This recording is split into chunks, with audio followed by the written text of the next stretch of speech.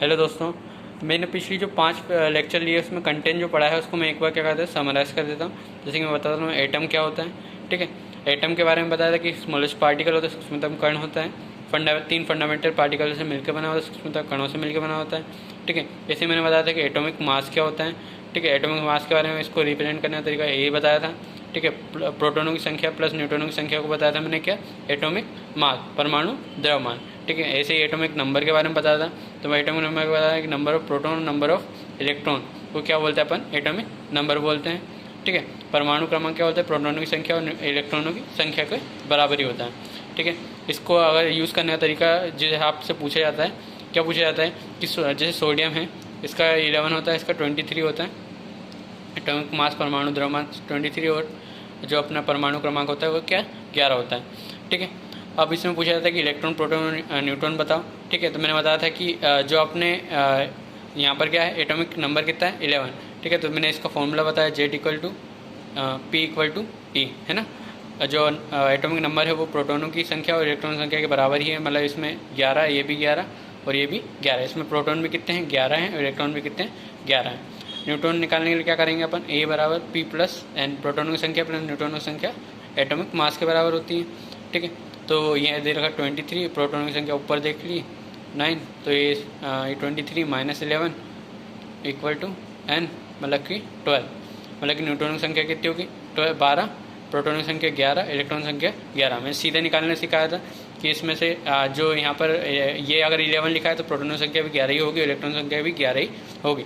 इसमें से अगर इसको माइनस कर दिया जाए सीधी बात है कि वो क्या आ जाएगा, न्यूट्रॉनों की संख्या। जैसे कि सल्फर का बता देता हूँ, 16 और ये 32। तो यहाँ 16 है, मतलब कि यहाँ पर प्रोटॉन की संख्या भी 16 होगी, इलेक्ट्रॉन संख्या भी 16 होगी। और 32 में 16 माइनस कर दिया जाए तो 16 ही बचता है, और न्यूट्रॉन की संख्या भी क्या हो जाएगी, 16 ही हो जाएगी।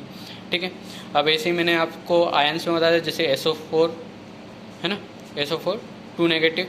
ठीक है, अब मैंने इसमें बताया था कि सल्फ़र +4 ऑक्सीजन +2। ठीक है, सल्फ़र का होता है 16 + 4 × 8 + 2, 16 + 32 + 2। ठीक है, तो ये हो जाएगा 48 + 2, मतलब कि 50 इलेक्ट्रॉन। मतलब SO4 में कितने इलेक्ट्रॉन, 50 इलेक्ट्रॉन। ऐसे आपसे पूछा जा सकता है। ठीक है, फिर मैंने आपको बताया था इलेक्ट्रॉन के बारे में कि इलेक्ट्रॉन की जो खोज है वो किसने करी थी, J.J. थॉमसन ने की थी। ठीक है, थॉमसन ने की थी। लेकिन जो कैथोड रे की खोज है वो किसने करी थी, विलियम क्रूक ने की थी। ठीक है, फिर इसकी प्रॉपर्टीज़ बताया कि ये स्ट्रेट लाइन में चलते हैं। ठीक है, फिर दूसरी प्रॉपर्टी नेगेटिव चार्जों से मिलकर बनी होती है। ठीक है, तीसरी प्रॉपर्टी बताई थी इसके बारे में कि यह जो है वो क्या होती है, नेगेटिव चार्जों से मिलकर बनी होती क्या कि चौथी प्रॉपर्टी ये बताई कि मैकेनिकल जो मतलब कणी प्रकृति दर्शाती है। ठीक है, पांचवी ये बताई थी कि अगर मेटल से टकराएगी तो क्या करेगी, एक्सरे को जनरेट करेगी। ठीक है, छठी प्रॉपर्टी ये बताई थी कि इसमें जो है मतलब ये क्या है, फोटोग्राफिक प्लेट को प्रभावित करेगी। ठीक है, तो यही अपन ने प्रॉपर्टीज़ पढ़ी थी इसके बारे में। ठीक है, इसके बाद मैंने ऑर्बिट के बारे में बताया था कि वो जो है वो सर्कुलर पाथ होता है। ठीक है, नॉन डायरेक्शन दर्शाता है। ठीक है, इसके बारे में इसको मैंने नोट्स से एक बार रिवाइज करवा देता हूँ।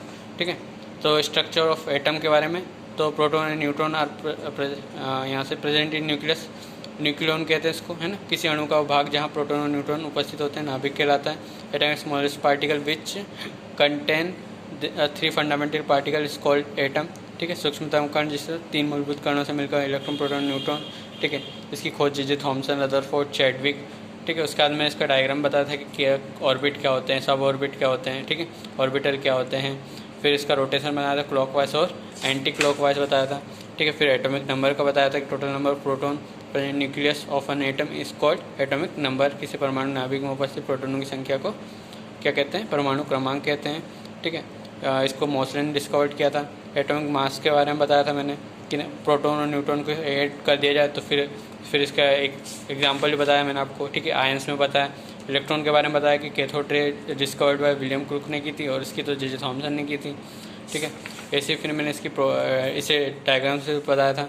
ठीक है, कैथोड किरणें जो है उसकी प्रॉपर्टीज बताई थी, क्या थी कि ये नेगेटिव चार्जों से मिलकर होता है, टेबल स्ट्रेट लाइन में करती है, मैकेनिकल जो इफेक्ट दर्शाती है। ठीक है, और ये जो अपनी धात्विक सतह कौन सी मेटेलिक सरफेस से टकराती है तो क्या करती है, एक्सरे जनरेट करती है और ये फोटोग्राफिक प्लेट को इफेक्ट करती है। ठीक है, ऑर्बिट के बारे में बताया था कि सर्कुलर पाथ होता है। ठीक है, इसे KLMN से प्रदर्शित करते हैं। इसका जो वृत्ताकार होता है सर्कुलर होता है। ठीक है, कक्ष का दिशात्मकहीन प्रकृति दर्शाता है। ठीक है, कक्ष इलेक्ट्रॉन के ऊर्जा स्तर को दर्शाता है ना, रिप्रेजेंट करता है एनर्जी को, लेवल को, है ना। Orbit maximum number of electron जो है 2n² से भरे जाते हैं। ठीक है, K के बारे में बताया था कि 2 इलेक्ट्रॉन होता है, L के बारे में 8 इलेक्ट्रॉन, M के बारे में 18 इलेक्ट्रॉन, N के बारे में बताता है जो NOPQ है सब में क्या होता है 2 8 18 के हिसाब से ही अपने भरे जाते हैं। क्लियर।